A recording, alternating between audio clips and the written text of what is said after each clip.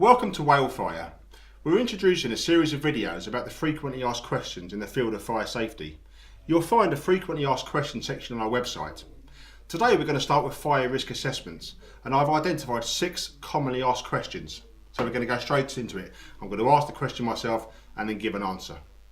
So question number 1 that I'm often asked is, what is a fire risk assessment? Well, put simply, a fire risk assessment is a systematic look at your premises to see whether your existing fire precautions are satisfactory or whether you need additional control measures put in place to bring your building up to safety to make sure all of your occupiers can safely exit.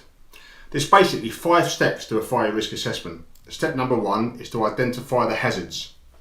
So that's going to be looking into your premises in the building to see whether you have, for example, blocked fire exits, too many combustible materials, overloaded electrical sockets, the list goes on. So it's identifying the hazards. Step 2 is to identify who is at risk. It may be all staff members, it may be certain members of the public, it may be that you have somebody with a disability on an upper floor that needs looking at. So we're trying to find out who within your building is at risk.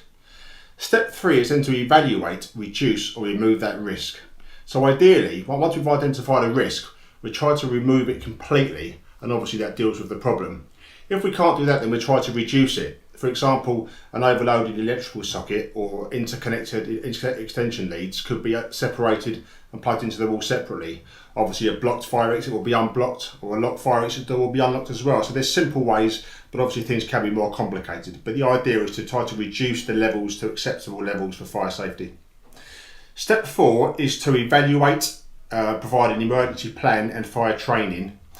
Record your findings. So basically with this, this is recording the findings of a fire risk assessment. So if you have 5 or more people working for you, that's recording the findings within a document.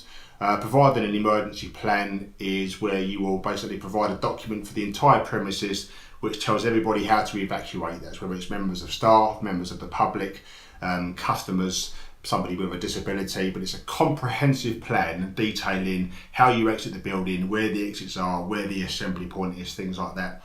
And finally, step 5 is to review and update your fire risk assessment. So carry out a regular review after a year or 2 to make sure you're on top of it. We normally recommend 12 months, but I'll come on to that on the next question.